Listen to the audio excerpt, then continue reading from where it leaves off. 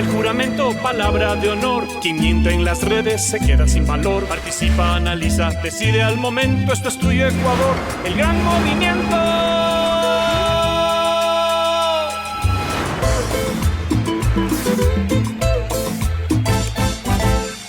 Esta noche llegamos al programa 12 de esta primera temporada del Influencer Político. Amigos, usuarios, seguidores, bienvenidos. A lo largo de este tiempo hemos llegado a consolidarnos como una verdadera tribu digital, porque somos un espacio de opinión política interactiva donde predomina el poder de las redes. Javier Guerrero Casares, perfecto desconocido, somos un gran equipo. El mejor equipo, mi querida voz, porque representamos a más de 17 millones de ciudadanos y ciudadanas que habitan nuestro país, aquellos ciudadanos que tienen poder de decisión. Damos la bienvenida a los medios que forman parte de esta alianza estratégica: Gama Visión, Corporación Canela, Sonorama, Canal 1, Radio Romance de Chon, El Vanguardista Online, Periódico Expectativa, Digital Media, TS Sport y Notimercio. Henry Fabián Cronfle Cosay es nuestro influencer político del día de hoy. Naciste en Guayaquil hace 52 años, ingeniero mecánico con grado cum laude, nada más y nada menos, y eres especialista en ingeniería nuclear y finanzas. Fuiste asambleísta, presidente de la Asamblea Nacional hasta octubre del año pasado, cargo que abandonaste para convertirte en candidato a la presidencia de la República por el Partido Social Cristiano Henry. Voy a comenzar por la noticia sensacionalista de este momento, que ha recorrido los medios justamente de comunicación en los últimos días, y es precisamente esta intervención que estamos viendo aquí en la pantalla, el enfrentamiento con Pedro Granja. Viene a hablar mentiras, a decir que yo no he pagado impuestos, que debo no sé cuántos miles de dólares en impuestos. Yo el año pasado, título personal, solo el año pasado pagué más de $50,000 de impuestos. Entonces, ¿cómo yo voy a permitir que un tipo vaya a la televisión a mentir en Primetime Television, a decir lo que se le da la gana para tratar de hacerse famoso a costilla de la mentira? No puedo permitir eso. ¿Y los 10 kilómetros de fila? Creo que ya son 20, creo que me equivoqué. Pasemos a un tema mucho más agradable, estimado Henry. Mira la foto que se encuentra en la pantalla a tus espaldas. A propósito, son muy parecidos, parece su clon. Háblanos de ese poeta, matemático, escritor y filósofo. ¿Te marcó la vida, Henry? Por supuesto. Mi padre, que tanto amé, ya tiene 15 años, va a cumplir este año muerto.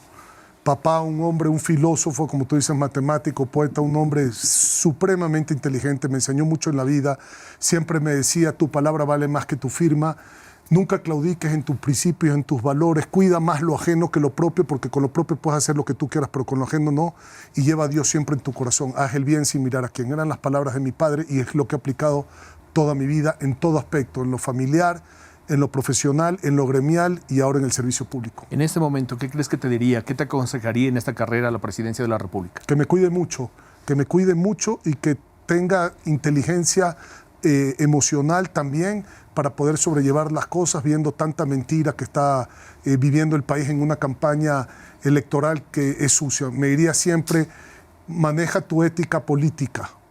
Tú nunca pierdas el rumbo por ninguna situación y es lo que he hecho.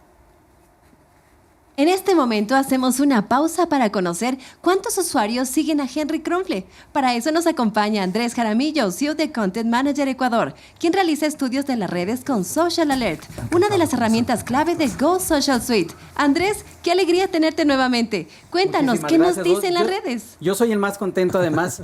Y ahora con estas métricas, Henry, son 9,846 usuarios. Ojo. No son seguidores en el último mes, son personas que han hablado sobre ti en el último mes. Hay 22,136 publicaciones, 77,429 comentarios y nada más y nada menos que más de 216,000 me gusta. La verdad es que el debate fue una tribuna que efectivamente permitió ampliar la conversación de todos los candidatos, incluyéndote. Sin embargo, sí vimos a un Henry Cronfle un poco distinto al que nos habías acostumbrado en la Asamblea Nacional, ese estadista, ese capaz de lograr una negociación. Más bien te vimos un poco colérico, te vimos un poco agresivo incluso en algunos momentos. Yo pensé que te iba a dar un paro al corazón, te soy honesto. ¿Qué pasó? ¿Quién te hizo enojar antes del debate? A ver, primero me dio mucho coraje ver que comencé a tener una persecución política por parte del SRI en temas que ya me habían investigado 200 veces del gobierno de Lazo. Y justo me publican esa información antes de ir al debate. Segundo, veo una publicación por ahí de un candidato que diciendo que a mí me estaban investigando la Fiscalía General del Estado, lo cual era completamente falso. O sea, comenzamos mal. Tercero, sí fui a decir lo que pienso. Fui a decir que en este país, gracias a esas negociaciones del correísmo con las FARC en su momento, que tuvo que intervenir hasta el gobierno de Álvaro Uribe, recuerden, en la frontera del Ecuador, estamos con un problema de inseguridad, el tamaño del Estado, la impunidad, el hecho de que desde ese gobierno haya gente todavía prófuga que no está pagando las consecuencias de lo que hizo. Sí, le quería explicar al Estado, a la gente, que el Estado es un lagarto que traga impuestos y no vomita servicios, y que todo esto es culpa del correísmo, que cuidado, volvemos al correísmo, porque 75% era la ley de herencia y plusvalía que yo paré en la calle. Muchas gracias, Andrés. Amigos, les recuerdo seguirnos en nuestras redes sociales y les invitamos a digitar @influencerpols. Los estaremos esperando. Que levante la mano quien quiera conocer el contenido trend del plan de gobierno de Henry Fabián Kronfleck Osaya, candidato a la presidencia por el Partido Social Cristiano. Entonces, no se despeguen de donde están, porque regresamos luego del corte comercial. En tu mente, el influencer se convierte en referente.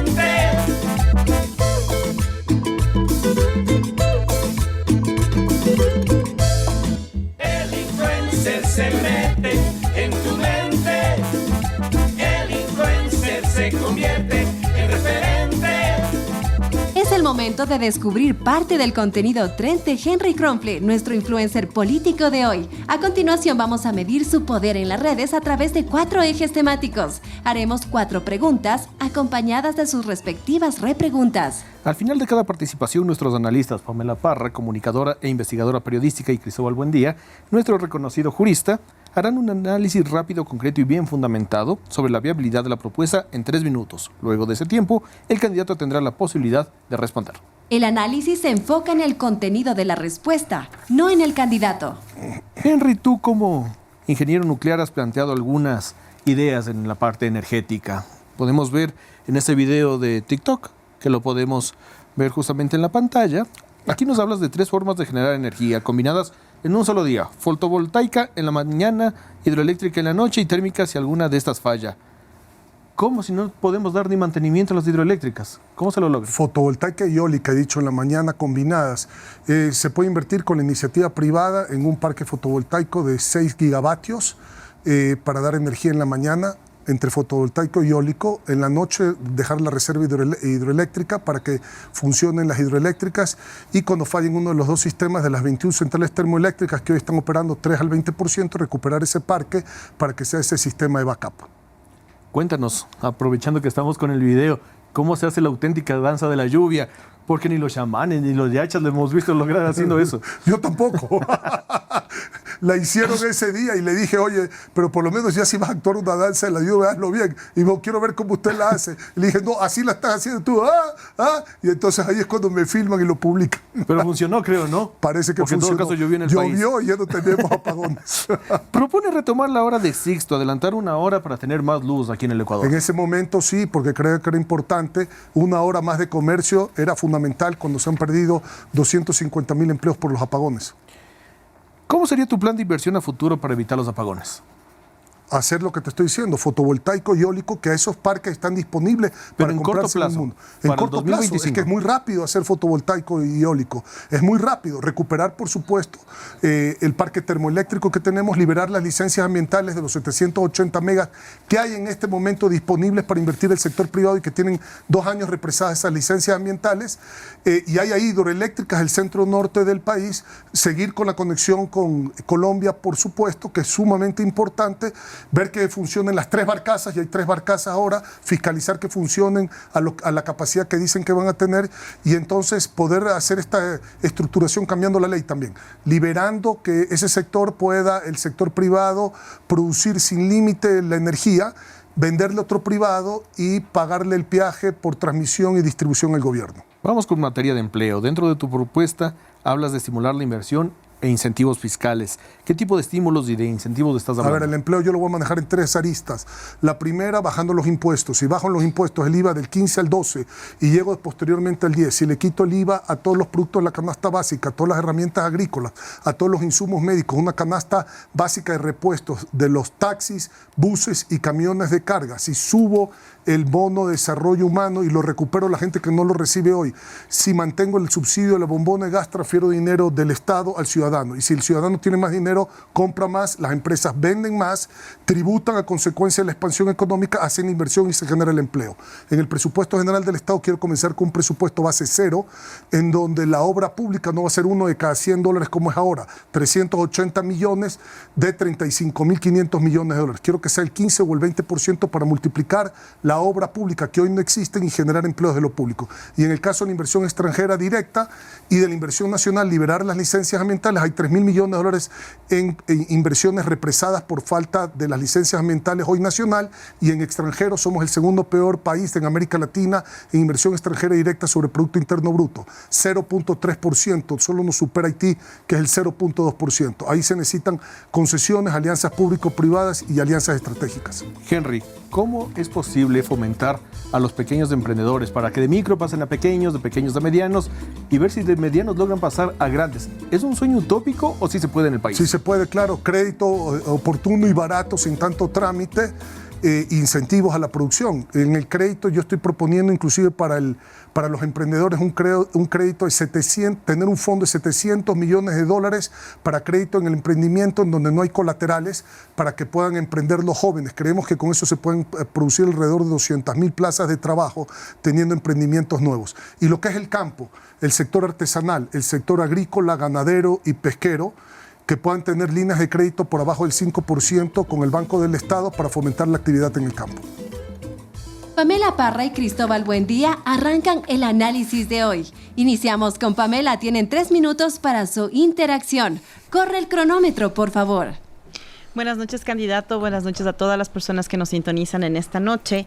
A mí me quedan 2 vacíos, Cristóbal, sobre lo que acabamos de escuchar. El primero es que, bueno, el candidato nos propone que de pronto se podría retroceder o adelantar más bien 1 hora, ¿no? Para poder tener la solvencia del tema de la electricidad. Pero me queda una duda, ¿no? ¿Cómo hacer para cambiar la mentalidad de la gente que desde la pandemia, y peor con la crisis de seguridad, abre sus negocios 9, 10 de la mañana? Hoy en día es muy raro ver que la gente ahora abra sus negocios muy temprano, y de hecho los cierra bastante temprano. Ya no se queda por el tema de seguridad hasta la noche. ¿Cómo hacer para que la productividad no se estanque en ese sentido? Sobre todo en la mentalidad de los ciudadanos. Y el siguiente vacío que me queda, y no sé qué opinas, Cristóbal, es que dentro del plan de empleo que hemos escuchado, no sé si se ha considerado todos los acuerdos ya pactados por este gobierno con el FMI. Seguramente sí. No obstante, buenas noches, candidato, y a la audiencia. Seguramente sí, porque básicamente nos ha planteado ciertas fórmulas de carácter jurídico contractual, el tema de concesiones, APPs, alianzas estratégicas que hoy la normativa en el Ecuador ya las prevé. Entonces no es una ausencia de norma la que se nos está planteando como solución, es decir, el implementar esta norma, sino básicamente decisión política. Así lo estoy entendiendo, es decir, tener los restos de tomar decisiones. Y adicionalmente, en ese sentido, si es que lo vinculamos al tema eléctrico, vemos que esa va a ser la modalidad para, por ejemplo, plantear estas 3 alternativas de generación eléctrica, lo cual es obviamente interesante. Obviamente sí sería importante profundizar en temas de costos, en temas de tiempos, para tener mayor certeza. Lo que sí veo que podría resultar una quimera, y se lo digo con total respeto, candidato, es este tema de los 200.000 empleos exclusivamente en la línea de los emprendimientos. Siempre el tema de los emprendimientos tiene su curva de despegue.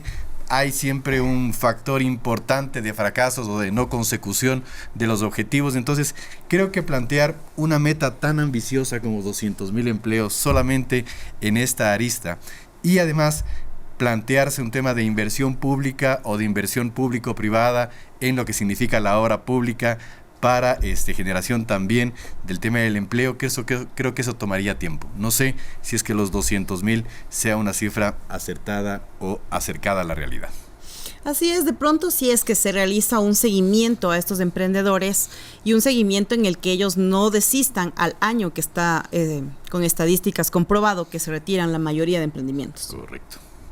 Henry, tienes un minuto para responder y le sumo a la pregunta que hacía Cristóbal. ¿Cómo darles garantías a largo plazo a las 200,000 personas que tendrían empleo? A ver, no, es que tú haces un estimado de dónde quieres llegar con un fondo de 700 millones de dólares y bajando un crédito al 5% para los sectores agrícolas, ganaderos, pesqueros y artesanales del Ecuador, que tienen que estar combinadas con otras cosas más.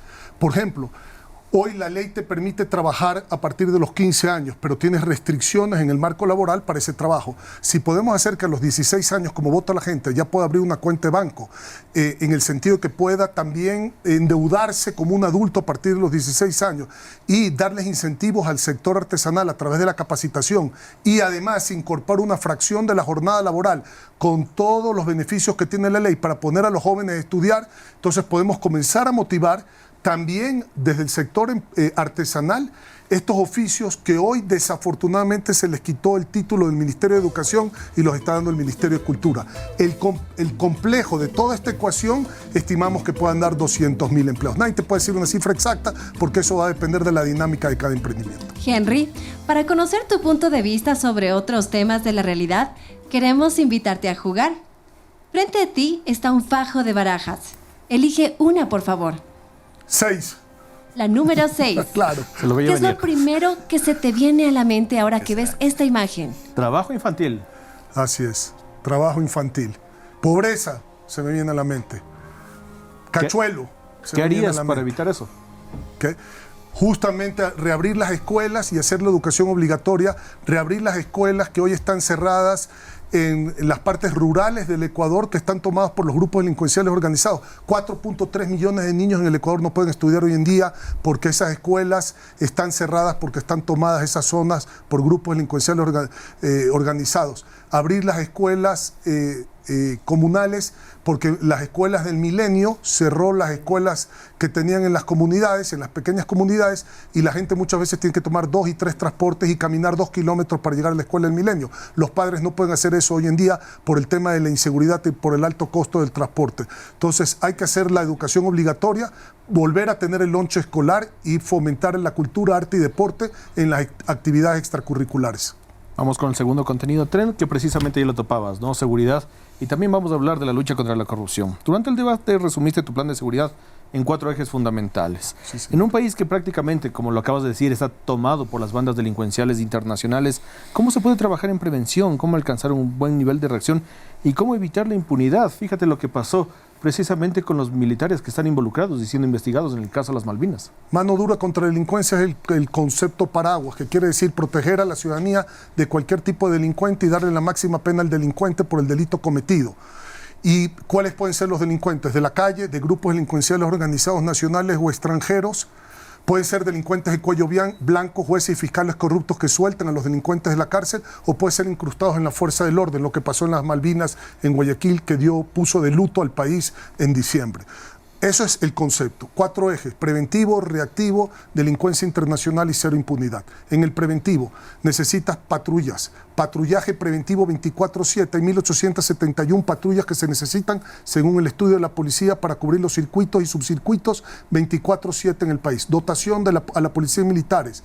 Tecnología en telecomunicaciones, inteligencia y contrainteligencia con equipos actualizados. Inhibidores de señal en las cárceles, porque si son los centros de operación de los grupos delincuenciales organizados, ¿cómo es que tienen señal celular? Meter preso a los jueces y fiscales corruptos después de aprobarlo en una consulta popular con las mismas sentencias de los delincuentes que soltaron de las cárceles. Extraditar a Rafael Correa Delgado, nadie está por encima de la ley, nadie está por encima de la ley. Extraditarlo a él también. Integrar bases de datos de la región, bases de datos internas, control de fronteras con los militares, control del mar, control de los puertos con escáner, reconocimiento facial en los aeropuertos, políticas de visa en los países que se puede implementar y récord policial en los que no se le pueda poner visa. Henry, hablando de jueces, y los presos, además, que ya lo topabas en esa respuesta. ¿Cómo clasificar la dimensión de la pena? Establezcamos alguna analogía para que la gente lo pueda entender. Para mí es muy sencillo. Si un delincuente fue por homicidio y tiene una pena, vamos a suponer, de 15 años, y el juez lo libera, y el Consejo de la Judicatura, en vez de castigarlo, ese juez no hace nada, más bien está mandando pendrives a los jueces para determinar sentencias, entonces ese juez... Voy a preguntarle a la gente si quiere que vaya a la cárcel cuando suelta al delincuente con las mismas penas y por el mismo tiempo de ese delincuente que soltó. Entonces, esa pregunta la voy a hacer a la gente. Y si la gente en una consulta popular me dice que sí, eso es lo que va a pasar, porque la voz del pueblo para mí es la voz de Dios. ¿Qué hacemos con el abuso de la fuerza pública? ¿Cómo garantizar los derechos humanos a la par? No, castigarla, porque el que abusa de la fuerza pública está cometiendo un delito. Entonces hay que castigar el delito, punto. No importa si el delincuente está incrustado en la fuerza pública. Lo acabo de decir hace un momento. Que esos militares, esos 16 militares que agarraron a esos niños no cometieron un delito, tienen que ser castigados. No pueden quedar en impunidad. Pamela y Cristóbal, su análisis objetivo y fundamentado, por favor. Iniciamos contigo, Cristóbal. Que arranque el cronómetro, por favor. Gracias. Veo que el candidato tiene su eje punitivo total y completamente claro. Nos habla de patrullaje, dotación, inteligencia, inhibidores, control de fronteras y puertos y otros temas más. ¿Qué significa la capacidad punitiva del Estado a partir del monopolio de la fuerza para ejercer control? Pero en el eje preventivo no nos ha dicho absolutamente nada, y más aún en la causalidad del delito. Posiblemente la exclusión, la falta de oportunidad, etcétera, etcétera, etcétera. Creo que ahí me queda debiendo un poco en el eje de la seguridad, considerando obviamente las clasificaciones del delito como tal, entre lo que es la delincuencia organizada y el delito común. Entonces, creo que por ahí nos deja un poco debiendo el candidato, pero sobre el eje punitivo definitivamente conoce qué hacer. Yo creo que también hay que redondear un poco con lo que se va a hacer con los policías que están prácticamente amordazados, con temor de actuar. Tienen mucho miedo de salir a las calles, de usar progresivamente su fuerza. La gente en las noticias diariamente se queja de que la policía no hace nada. Y muchos de ellos están unidos ya incluso a organismos delincuenciales. Entonces creo que la propuesta debería ser redonda en ese sentido. Por supuesto que sí. Principalmente tomando en cuenta que la mayoría de delitos en el Ecuador, por ejemplo, están vinculados a los temas de propiedad, a los temas de personas y a los temas sexuales, que no necesariamente eso implica una esfera de delincuencia organizada, sino de delincuencia común, que hoy, repito, tiene una causalidad principalmente en elementos sociales. Y sí me gustaría saber qué vamos a hacer un poquito con el tema de espíritu de cuerpo que tienen todas las fuerzas en este país. Así es. Un minuto, Henry. A ver, varias cosas. Ese no es todo el plan de seguridad, no lo puedo explicar completamente, pero los delitos comunes que son separados de la delincuencia internacional es el asesinato, el robo, la violación, el secuestro y la vacuna, que es la extorsión. Ese es el delito que le quita el sueño a todo el mundo. Y por eso quiero hacer un patrullaje preventivo. Ahora, dentro de la prevención también está la educación. 6 de cada 10 jóvenes hoy están en los grupos delincuenciales organizados y la edad es de 9 a 19 años. De 9 a 14 años son la campana, los que avisan cuando llega la policía y se convierten en sicarios a partir de los 14 años. Y eso es muy importante combatirlo. ¿Cómo? Primero, cambiando dentro de la fórmula de los gobiernos autónomos descentralizados en el presupuesto, poniendo por lo menos un 15 o un 20% para cultura, arte y deporte. Hoy un GAT de $2,5 millones de presupuesto gasta $2.500 en cultura, arte y deporte. Lonche escolar con actividades extracurriculares en todas las escuelas para que los niños pasen la tarde en el colegio, fomentando la cultura, arte y el deporte y, como le dije, incentivando al sector artesanal para que tenga esos chicos también trabajando en actividades artesanales. Henry, dentro de tanto ajetreo político, de tantos temas densos y complicados, sabemos que eres un hombre enamorado. Por favor, gira tu silla. ¿Puedes girar tu silla? Exacto. Y háblanos de la persona que vemos ahora ahí. ¿Quién es? El amor de mi vida. Mi esposa. La conocí cuando teníamos 13 años, fuimos mejores amigos hasta los 20 años. Me casé con ella a los 23 años. Voy a cumplir 29 años de casado ahora el 3 de febrero. Mi mejor amiga, el todo en mi vida. Mi pilar fundamental, mi compañera, la mujer que amo con toda mi alma, con quien he podido formar una linda familia. Tengo 3 hijos con ella. mi hijo el mayor que va a cumplir ahora 28 años, mi hijo de 25 años y mi hijo de 19 años, 3 varones. Y es el amor, es todo para mí. Mi mujer es todo para mí. En estos casi 30 años que llevan de matrimonio, ¿qué es lo más complicado que les ha tocado sobrellevar? Bueno, al principio fue duro porque mi esposa es mexicana. Y entonces dejar México para venir a vivir a Guayaquil, en ese entonces todavía no había ni siquiera la regeneración urbana de Guayaquil, era muy duro, comenzaron a romper todas las calles en ese momento y vivíamos en el centro de la ciudad. Nos tocó vivir una situación muy dura, yo viajaba mucho por cuestiones de trabajo, no pensaba en esa época en la política, sino en sacar adelante los negocios, y estaba sola, sin familia en el Ecuador, yo viajando, entonces pasamos un tiempo muy difícil y muy duro.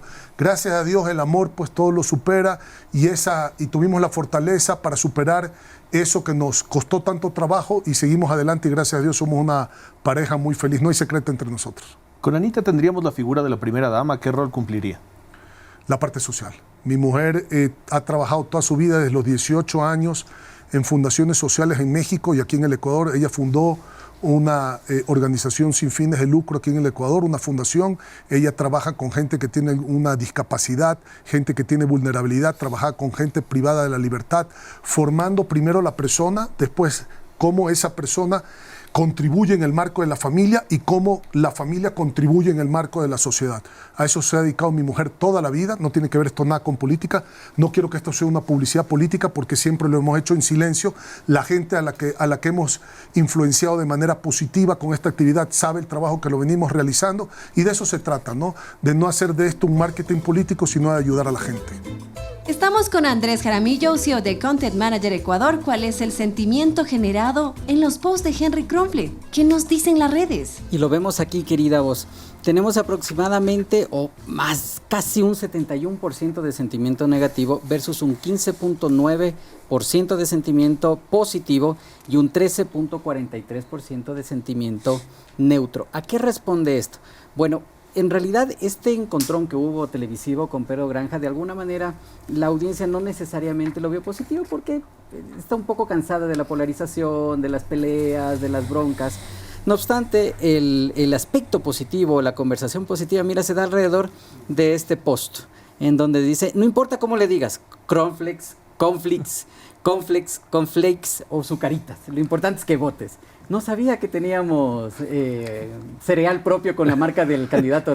Aquí había un debate nacional si primero es el cornflakes o la leche o el cornflakes.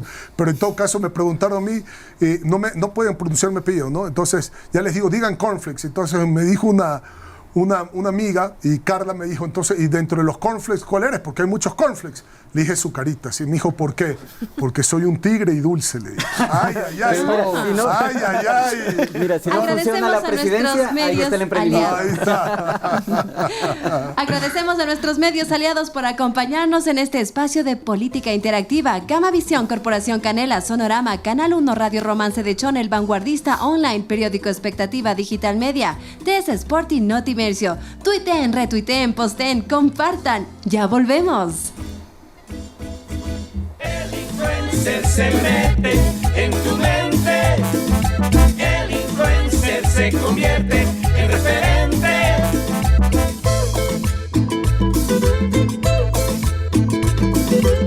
El influencer se mete en tu mente, el influencer se convierte en referente. Llegamos al tercer contenido trend con Henry Kronfle Cosaya, candidato a la presidencia de la República por el Partido Social Cristiano. Al final de su intervención, nuestros expertos, en 3 minutos, aterrizarán la viabilidad de la propuesta. Antes de avanzar, Henry, sácanos de una duda. ¿Cuál va a ser el rol de Jaime Nebot en tu gobierno?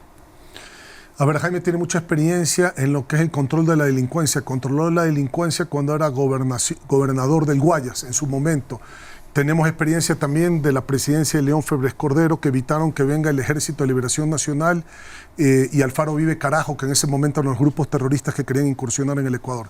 Entonces, el rol va a ser asesorarme en el tema básicamente de seguridad. Creo que Jaime conoce muy bien ese manejo y Guayas estuvo, y Guayaquil sobre todo, seguro por muchos años bajo el mando de él.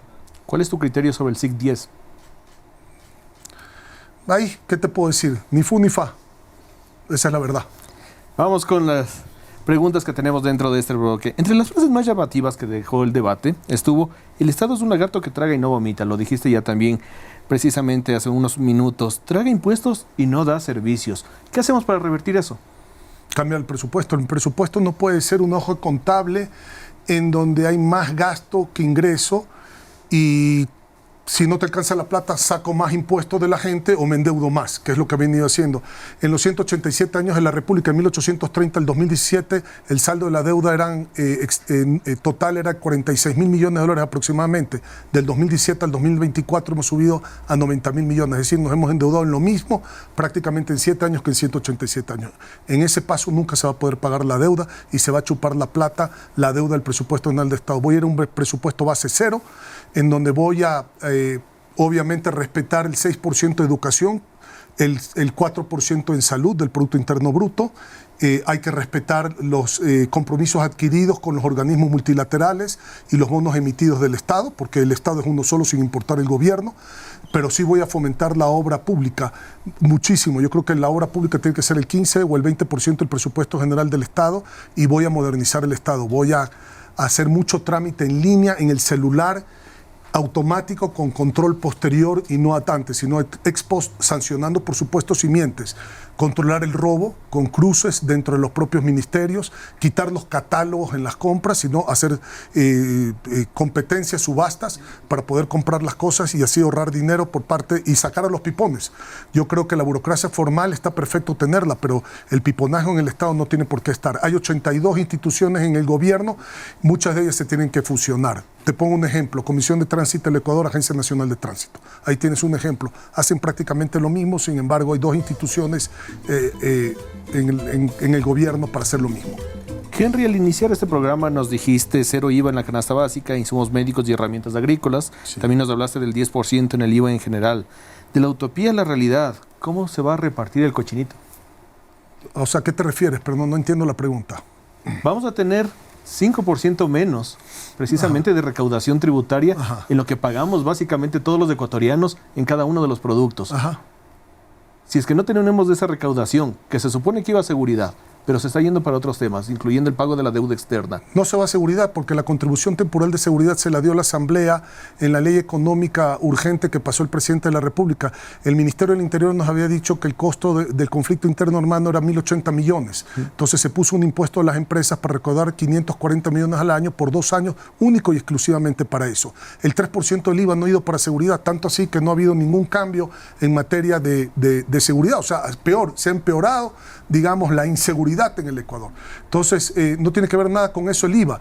Nosotros vamos a compensar ese IVA con el crecimiento económico, porque en el momento que tú bajas el IVA, vamos a estimular a que la gente tenga más dinero en el bolsillo y compre más, por un lado. Segundo, haciendo rentables las empresas públicas. Hoy las empresas públicas no son rentables porque está el amigo, el compadre, el cuñado, el vecino, el coideario. Vamos a poner en los colegios profesionales, vamos a fomentar que se agrande la economía, haciendo que las compras públicas estén primordialmente en la economía popular y solidaria, supliendo al Estado en el marco de las compras públicas. Vamos a recortar el robo en 35.500 millones de dólares. Hay mucho robo y por supuesto vamos a sacar a los pipones. Con eso vas a compensar más el incremento en la producción petrolera, cambiando la estructura de Petroecuador.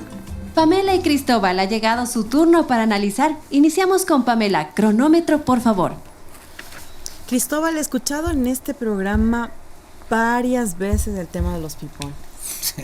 Lo que no he escuchado en todos los programas es qué va a pasar con esos pipones. ¿Se van a la calle? Sí. Ellos y sus familias, en un país con amplias cifras de desempleo. ¿Qué va a pasar con toda esta gente que trabaja para la burocracia? Y que en uno de los programas yo ya aclaré que, habiendo participado en algún momento del sector público, hay gente proba, hay gente que trabaja, no todo es corrupción. ¿Qué va a pasar con esta gente? Que son la mayoría. Creo que las generalizaciones a veces son equivocadas. No obstante, también hay de los otros, y creo que por ahí se va a atacar. No obstante, el candidato nos ha planteado, por ejemplo, una suerte de reactivación económica a partir del ejercicio del Estado, por ejemplo, en el incremento de la producción petrolera, en el ataque a la corrupción y el compensar este tema de la reducción de ingresos por la disminución del IVA con crecimiento económico. Pero eso toma tiempo, candidato. Eso no es de la noche a la mañana, pero no obstante, la crisis la tenemos hoy. la necesidad de generar recursos económicos, a su vez empleo, a su vez bienestar, la tenemos hoy. Entonces, este tipo de medidas yo no sé qué tan acercadas a la realidad inmediata están. Es decir, que en el caso de que el candidato sea electo presidente de la República, vamos a tener unos buenos años todavía de austeridad, vamos a tener algunos buenos años de crisis, tomando en cuenta que hoy el Ecuador ya está en recesión. Y es lo que planteaba yo hace programas atrás también, que no hay esta propuesta circular y inmediata, ¿no? O sea, a corto plazo. Siempre está como pensada en cosas que pareciera que van a darse a la realidad inmediata en un mes, 2 meses, y eso no es real. Incluso puede ser que ni siquiera en los 4 años de gobierno se lleguen a determinadas metas, pero la gente va a esperar acciones desde el primer día de gobierno. Hoy casi el 70% del presupuesto está consumido en gasto corriente, es decir, en los salarios de policías, militares, médicos, maestros, etcétera, etcétera. Y nos queda muy poquito para temas de inversión, que siempre está comprometido para los temas también de compromisos con los multilaterales. Entonces, creo que por ahí deberíamos revisar una mejor ingeniería financiera que posiblemente nos pueda dar resultados en el corto plazo, en el mediano y en el largo plazo. Así es. Insisto que también aquí juega un papel fundamental las cartas ya vendidas al Fondo Monetario Internacional. Un minuto, Henry. Bueno, yo puedo entender el análisis financiero porque no son financistas, desafortunadamente, las personas que están en este momento opinando, son abogados. Cuando yo hablo de pipones, yo no hablo de burócratas. Una cosa es la burocracia formal, otra cosa son pipones. El Estado tiene choferes ciegos. Así de simple se los estoy diciendo. Entonces, cuidado, porque los contratos ocasionales, para los que son abogados saben muy bien que esos contratos ocasionales muchas veces se han hecho permanentes y esos contratos cuando se acaban, si no se renuevan, no llevan liquidación alguna por parte del Estado. Segundo, lo mío es muy rápido. La estructura del presupuesto general del Estado es totalmente falso decir que el 70% del presupuesto general del Estado está en gasto que no se puede recortar. El gasto de la nómina del Estado es 10.000 millones, el presupuesto es 35.500 millones. Las compras públicas, incluida la seguridad, son 3.200 millones de dólares. Entonces, no quiere decir que más policías es más seguridad, más médicos es más salud, más profesores es más educación. La modernización del Estado tiene que venir sí o sí. Y no es que voy a sacar a la gente de la calle cuando modernice el Estado. En muchos de los contratos de concesión, dentro de las normas de concesión, pueden traspasarse funcionarios del lado público al lado privado dentro de esos mismos contratos de concesión para que no se queden sin empleo. Por ejemplo, mucha gente que está en el Ministerio de Transportes y Obras Públicas. Entonces, hay que hacer yo sí conozco la estructura general del presupuesto general del Estado y no es que el 70% es el gasto corriente, son 10.000 millones. Y la deuda es 7.700 millones la amortización de capital y 3.300 millones los intereses. ¿Sabes cuánto me quita el sueño para el Fondo Monetario Internacional los 7.700 millones de dólares de amortización de capital? Nada. Porque por último pido prestado dinero para pagar ese dinero y no endeudar el país en un centavo. Henry, como puedes observar, las cartas en esa pantalla ya están echadas. Elige una. 6. La número 6 nuevamente. Pero ¿Qué te dice esa carta? Esa ya fue tomada. ¿Esa qué? Hay que elegir otra. Sí. Otra. 10. La número 10.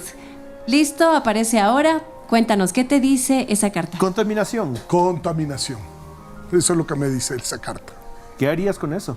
Grandes empresas petroleras contaminando, grandes denuncias que existen contra el Estado también. Bueno, yo tengo todo un programa ambiental. Primero, descontaminar y recuperar las fuentes hídricas del país que están contaminadas principalmente por la minería ilegal. El río Santa Bárbara, por ejemplo, es uno de los grandes problemas que tenemos aquí. Cuando vas a la zona de Sixic, de Molleturo, de Camilo Ponce, hay mucha contaminación por la minería ilegal en el país. Las afluentes, los ríos, los esteros, los manglares, la reforestación, el tener reservas ecológicas en el país en donde podamos inclusive sacar bonos de carbono, los plásticos de un solo uso, restringir aún más esos plásticos de un solo uso, promover en la construcción materiales reciclables, inclusive con incentivos tributarios. Es decir, tenemos todo un paquete para cuidar el ambiente y respetar la decisión que se haya tomado en el Yasuní Teté, por ejemplo. Henry, nuestro cuarto contenido tren habla de política internacional. Vamos a ver ahí una foto en pantalla. Porque iniciaste el año con pie derecho, ¿no? Como presidente de la Asamblea, candidato a la presidencia de la Asamblea Nacional, fuiste invitado también a la posesión de Donald Trump. Parece que son amigos desde hace algún tiempo. Esa foto la tomé en la residencia de Donald Trump en Mar-a-Lago. Tuve la oportunidad de ser invitado.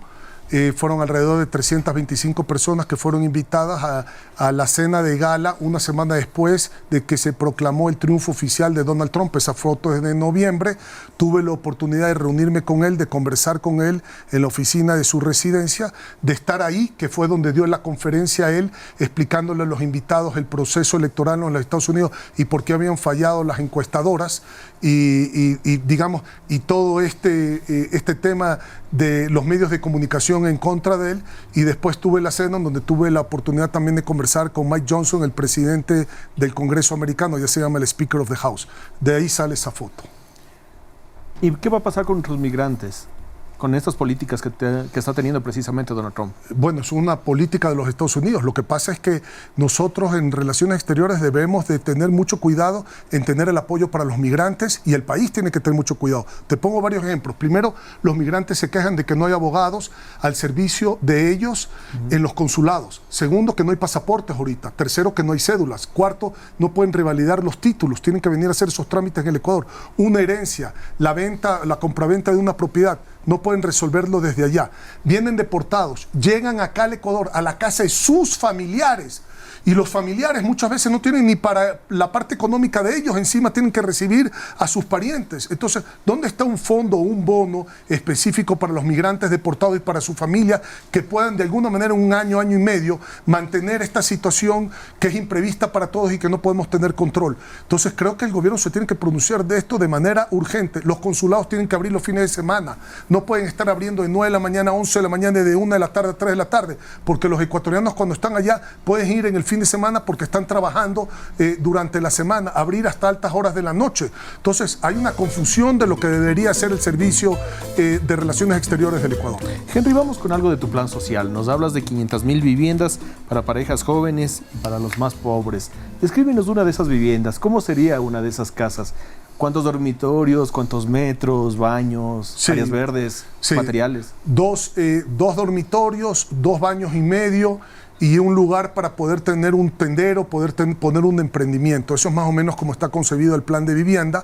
Hablamos de 500,000 casas porque el déficit habitacional del Ecuador hoy en día son 600,000 viviendas, pero esas son las nuevas que hay que construir, pero hay que recuperar, que ya no están en un estado apto, alrededor de 1.500.000 viviendas en el Ecuador. Ese es el total, para que tú sepas. Entonces, ¿qué es lo que queremos hacer? Un modelo tipo el de Guayaquil, en donde el Estado, o donde tenga sus terrenos, donde se hagan las expropiaciones, se arme un fideicomiso, se aporte esa tierra, se le den la infraestructura en la tierra y vengan los constructores y financien los proyectos desde la iniciativa privada y funcione la banca pública para financiar al último comprador. Señores analistas, ha llegado su turno. ¿Conocen las reglas? Cristóbal, tú inicias con el análisis. Rueda cronómetro. Solamente quería hacer una acotación de lo que planteaba el candidato hace un momento. Los gastos corrientes casi siempre se financian con ingresos corrientes. Entonces, la medida de referencia no es con el presupuesto general del Estado o la proforma presupuestaria, que no admite ingresos corrientes, sino básicamente sobre ingresos corrientes. Y en el caso del 2024 fueron 22.865 millones los ingresos corrientes que el Ecuador percibió. Sobre eso hacemos una referencia de gasto y más o menos estamos en alrededor de 11.756 millones de gastos sobre este concepto. Solamente quería hacer esta precisión por su acotación, candidato. No obstante, aquí hay algo que es importante precisar y creo que hay que hacer una reflexión importante sobre lo que planteó el candidato. Conoce perfectamente bien el diagnóstico de desde donde parte sus propuestas. ¿Ha sido administrador público dentro de su carrera profesional? No lo sé, pero sí tiene una carrera en el servicio público que posiblemente permita que esas decisiones o que estos postulados que nos está planteando sean realizables. Así es, Cristóbal, también lo percibo de esa manera. Yo creo que dentro de los planes no han considerado ninguno de los candidatos a fondo y a ciencia cierta, y ahora lo estamos viendo con la vorágine de Estados Unidos, el plan retorno de los migrantes. Creo que es un tema que, si de pronto se ha topado en los planes de gobierno, no está profundizado y ahora les va a tocar hacerlo flash. Así es. Porque se está viniendo gente, no tenemos empleo aquí mismo para la gente que está residiendo aquí y de hecho han migrado por buscar nuevas oportunidades. Y ahora, ¿cómo vamos a hacer con la gente que va a empezar a retornar? Porque esto recién empieza. Hay que mirar la causalidad por la que se fueron. Y de ahí debería partir las soluciones. Y muchos de ellos se fueron por, obviamente, la falta de oportunidad laboral, obviamente sobre la descomposición social que hoy día vive el Ecuador, etcétera, etcétera, etcétera. Entonces, sobre eso debería haber una suerte de propuesta en el acompañamiento de lo que significa la decisión, en este caso de los Estados Unidos, de deportar a las personas, pongo un caso en específico nada más, de deportar a las personas que no tienen una situación regular. El Estado debería acompañar ese proceso y efectivamente atacar las causas de esa migración para seguramente abordar hacia las soluciones reales, ¿no? Claro que es un tema que actualmente tiene que tratarlo ya el gobierno actual. Sin embargo, debido a la vorágine, vuelvo a repetir, es un tema que tienen que considerar porque a partir de mayo es problema del nuevo presidente. Así es. Tu respuesta, Henry. A ver, en dos partes voy a contestar. Lo primero, si bien es cierto, la regla macroeconómica del país dice que el egreso permanente tiene que ser cubierto por el ingreso permanente. Si el ingreso permanente tiene que ser más alto que el egreso permanente, es la regla macrofiscal. En la práctica así no funciona el presupuesto, porque le meten mano a los fondos de los gobiernos autónomos descentralizados, que es el 21% que por constitución y por ley pertenecen a los gobiernos autónomos descentralizados, se lo lleva el gobierno. Le meten la mano a la seguridad social, que es dinero de los afiliados, es dinero privado, para financiar el gobierno y le entregan bonos. Le meten la mano a los excedentes de las empresas públicas. Por eso es que las empresas públicas, Selec, por ejemplo, no tenía plata para hacer las inversiones porque le metían la mano para financiar el gobierno. En la práctica el gobierno le mete la mano a todo. Esa es en la práctica, por eso digo que eso hay que cortarlo a raíz. En cuanto a los migrantes, $70,000 puede donar un ciudadano ecuatoriano sin pagar impuestos. Los migrantes no pueden mandar $70,000 al Ecuador sin pagar impuestos. El menaje de casa, el vehículo que lo tienen actualmente, debería estar exonerado de todo tipo de cosas en una situación que se está viviendo hoy en día. El apoyo, como lo digo, legal allá en los Estados Unidos y el apoyo legal acá en el Ecuador. Y tiene que haber un fondo que puede ser a través de un bono para la gente deportada, no solamente para ellos que regresan al Ecuador, sino para sus familias que los reciben. Si no hay empleo para los que están aquí, y por eso Cañari y Azuay, por ejemplo, el 58% de la población joven está migrando fuera del Ecuador, no a otras provincias, hay que compensar a esa gente con lo que están viviendo ahora con el retorno.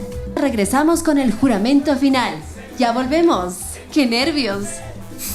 El influencer se convierte en referente.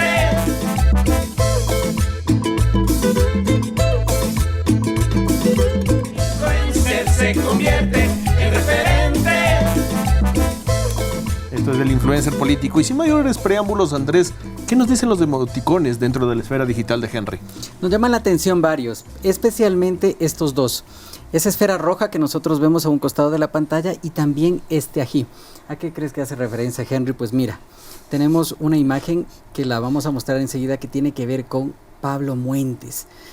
Inevitablemente, ¿qué tanto está pesando o qué tanto ha pesado esta sombra de Pablo Muentes en la campaña? Mire, para nada. Primero, porque nadie está por encima de la ley. Segundo, porque en temas penales, que es por lo que en este momento está teniendo un juicio, esos son temas personales. Tercero, porque la propia Fiscalía General del Estado, en un comunicado público, dijo que esto era un tema personalísimo, que no tenía que ver absolutamente nada con el partido político. Cuarto, porque yo respondo por mis actos igual que usted. Usted no puede responder por los actos de tercero. Y quinto, porque hay un proceso legal y lo que espero es que se sentencie en derecho. Todos estos datos se los pueden verificar en la plataforma www.gosocialsuite.com. Hablamos de métricas inalienables que garantizan la objetividad de la herramienta. Henry, llegamos al momento final y más emblemático de este programa, así que te invito a que te puedas parar debajo de nuestro logo, el influencer político, para el juramento de rigor. Mucho gusto. Henry Fabián Cronfle Cosaya. Juras, en nombre de Facebook, X, Instagram, TikTok y por la patria misma, que tu propuesta de campaña será cumplida conforme a lo dicho aquí y en cada uno de tus posts. Sí, lo juro. De ser así, que el pueblo ecuatoriano y todo el metaverso te premie con su confianza. Caso contrario, que las redes te funen con la dureza implacable del poder del algoritmo y te bloqueen. Hashtag el influencer. Hashtag mi poder en las redes. Hashtag de aquí nadie me salva. Muchas gracias, Henry. Tus palabras finales.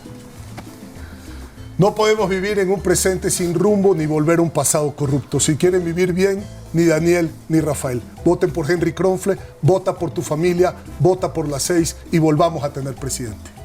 Gracias a nuestros analistas Pamela Parra y Cristóbal Buendía por su participación y por haber evidenciado el poder de las redes dentro del marketing político digital. Agradecemos a nuestros medios aliados Gama Visión, Corporación Canela, Sonorama, Canal 1, Radio Romance de Chon, El Vanguardista Online, Periódico Expectativa, Digital Media, TS Sport y Notimercio. Hasta nuestro próximo encuentro.